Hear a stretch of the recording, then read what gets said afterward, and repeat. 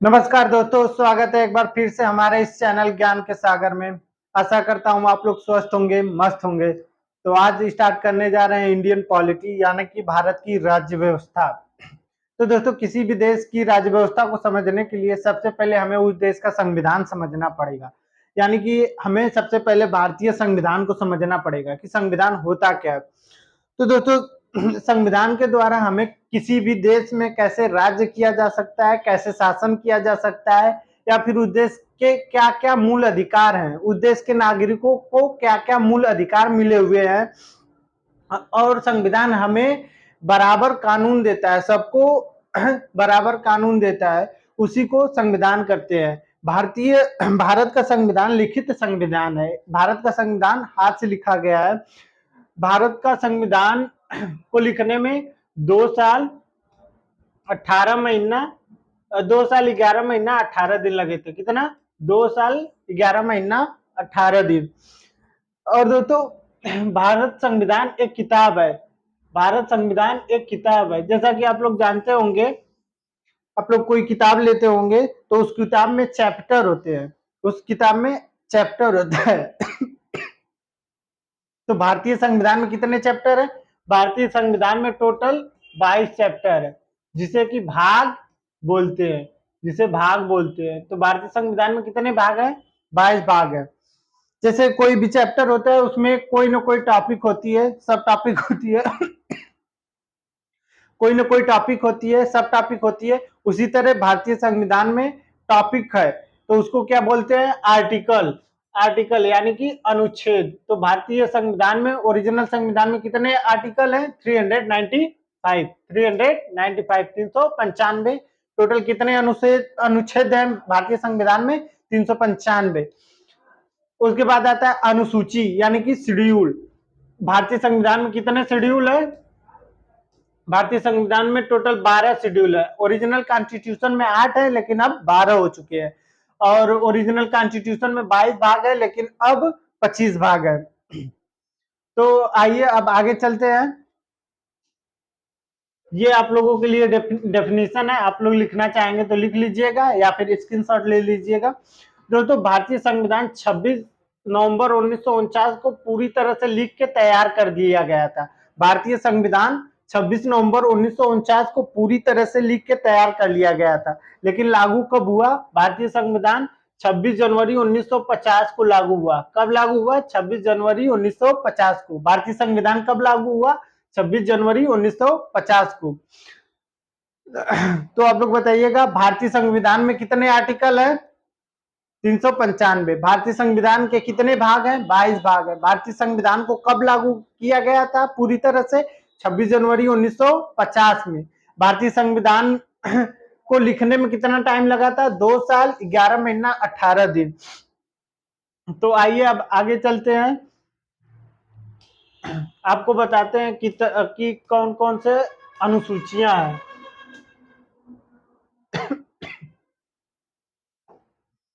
तो ये आपको अब मैं बताने जा रहा हूं अनुसूची।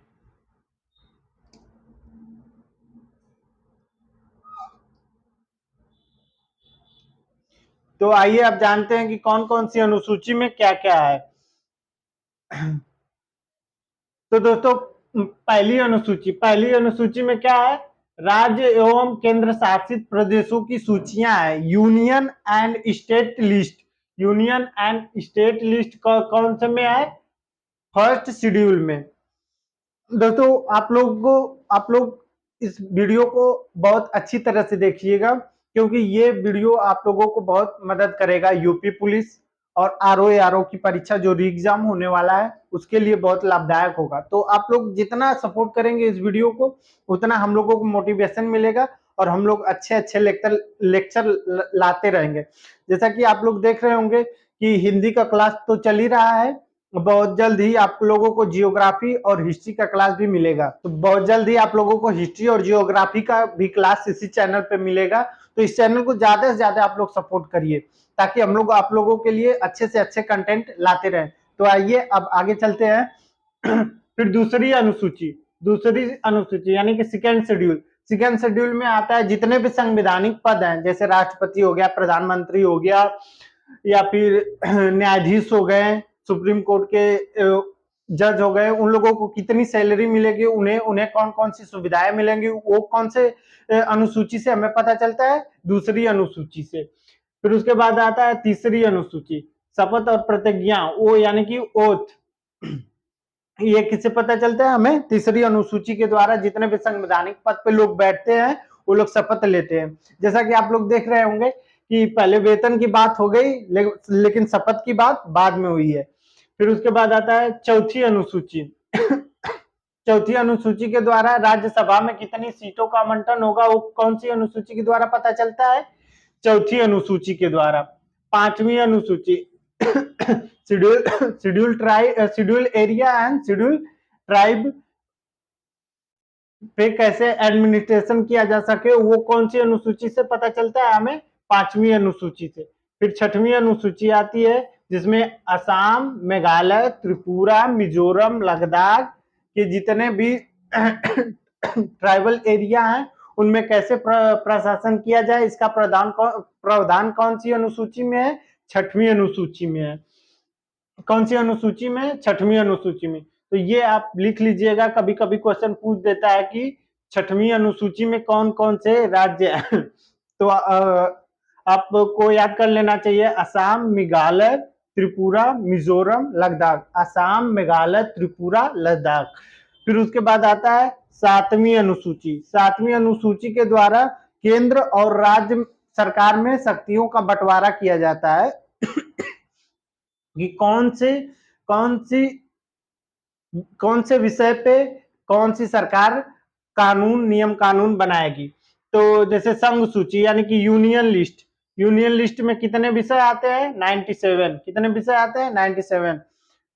फिर राज्य की सूची यानी कि स्टेट लिस्ट, स्टेट लिस्ट में कितने विषय आते हैं, 66। स्टेट लिस्ट में कितने सब्जेक्ट आते हैं, 66।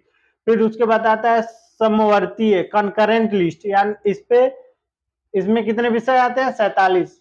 समवर्तीय सूची वो सूची होती है जिसमें केंद्र सरकार भी नियम कानून बना सकती है या फिर राज्य सरकार भी नियम कानून बना सकती है, दोनों लोग बना सकते हैं। लेकिन जब भी कॉन्फ्लिक्ट होगा तो कौन किसकी मान्यता होगी, केंद्र सरकार की मान्यता होगी।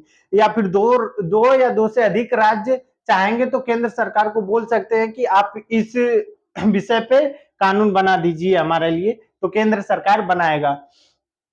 फिर उसके बाद आते हैं आपको सातवीं अनुसूची। उसके बाद आते हैं सातवीं अनुसूची।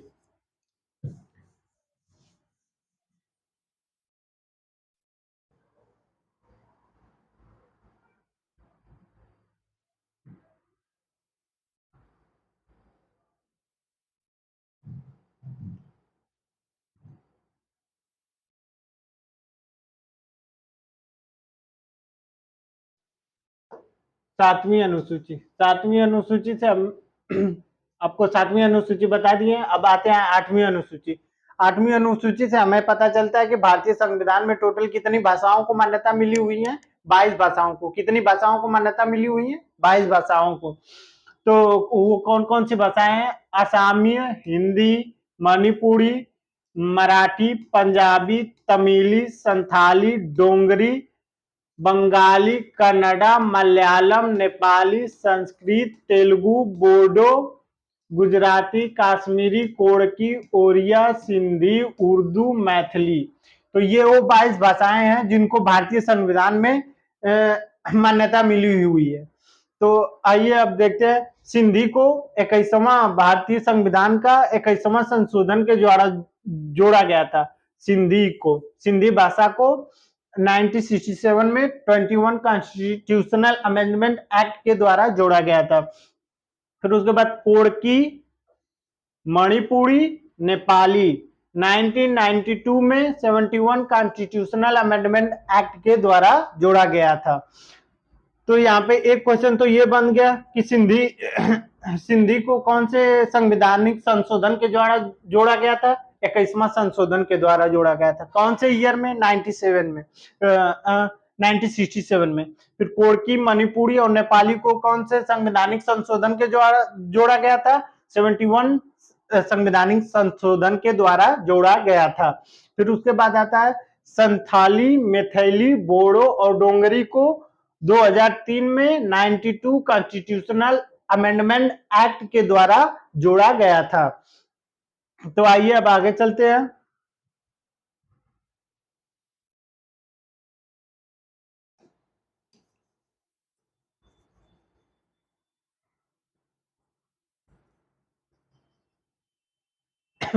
आगे नवीं अनुसूची। नवीं अनुसूची से हमें क्या पता चलता है कि लैंड रिफॉर्म यानी कि भूमि सुधार के जो भी प्रावधान है वो किसमें मेंशन है, 9th शेड्यूल में। फिर उसके बाद आता है 10वां अनुसूची। 10वां अनुसूची 92 संवैधानिक संशोधन के द्वारा जोड़ा गया था। इसमें दल बदल कानून का प्रावधान दिया गया है। जब भी कोई नेता अपनी पार्टी को छोड़ के दूसरी पार्टी में जाता है तो उसको क्या सजा मिलेगी, क्या उसका कानून क्या है, उसका नियम क्या है, क्या प्रक्रिया है, वो किसके द्वारा पता चलता है, हमें 10वीं अनुसूची के द्वारा पता चलता है। फिर आइए आगे चलते हैं 11वीं अनुसूची। तो दोस्तों आप लोग अच्छे से पढ़िए और पॉलिटिक्स पढ़ने के लिए आप लोगों को किसी सोर्स की जरूरत नहीं है, किसी मटेरियल के चक्कर में मत पड़िएगा। मैं आप लोगों को पूरा नोट्स प्रोवाइड करूंगा। मैं इस वीडियो के डिस्क्रिप्शन में टेलीग्राम का लिंक दे दूंगा, उससे ज्वाइन हो जाइएगा आप लोग। और मैं आप लोगों को नोट्स पॉलिटी का नोट्स आपको दे दूंगा और इससे ही आप लोग पढ़िएगा। ये नोट्स पूरी तरह से आप इस पे भरोसा कर सकते हैं और ये नोट्स पढ़ने के बाद आप लोग खुद फील करेंगे कि ये नोट्स बहुत ही अच्छा है और बहुत ही इजी लैंग्वेज में है। तो आइए आगे चलते हैं 11वीं अनुसूची। 11वीं अनुसूची, इसमें पंचायती राज्य का प्रावधान है। इसके कौन से संशोधन के द्वारा जोड़ा गया था, 73। फिर उसके बाद आता है 12वीं अनुसूची। 12वीं अनुसूची 1992 कौन से संवैधानिक संशोधन के द्वारा जोड़ा गया था, 74 संवैधानिक संशोधन के द्वारा जोड़ा गया था। इसमें क्या आता है, नगर निगम के प्रावधान यानी कि म्युनिसिपैलिटी के प्रावधान आते हैं। और ये कौन से संवैधानिक संशोधन के द्वारा जोड़ा गया था, 74 संवैधानिक संशोधन के द्वारा जोड़ा गया था। तो दोस्तों पहली अनुसूची में क्या आता है, संघ और राज्य के क्षेत्र। फिर 8वीं अनुसूची के द्वारा हमें कितनी भाषाओं की मान्यता मिली हुई है, 22 भाषाओं की मान्यता मिली हुई है। तो ऐसे ही आप लोग इसको पढ़िए और रिवीजन करने के लिए इस वीडियो को बार बार देखिए ताकि आप लोगों को अच्छे से याद हो सके। जैसा कि मैंने बताया कि ये संवैधानिक संशोधन कब कब जोड़ा गया था, आप लोग इसको अच्छे से याद कर लीजिए, इसका एक नोट्स बना लीजिए क्योंकि इससे बहुत सारे क्वेश्चन आते होंगे। आप लोग एग्जाम दे रहे होंगे तो आप लोगों को पता चल रहा होगा कि कहाँ कहाँ से क्वेश्चन पूछता है और कैसा कैसा क्वेश्चन पूछता है। तो हमारा जो भी लेक्चर रहेगा वो फोकस रहेगा कि कैसे कैसे क्वेश्चन आते हैं, उसी टॉपिक को हम लोग पढ़ाएंगे ताकि आप लोगों को ज्यादा मेहनत ना करना पड़े। तो आप लोग इस लेक्चर को ज्यादा से ज्यादा सपोर्ट करिए ताकि हम लोग ऐसे ही अच्छे अच्छे कंटेंट आप लोगों के लिए लाते रहें। धन्यवाद दोस्तों।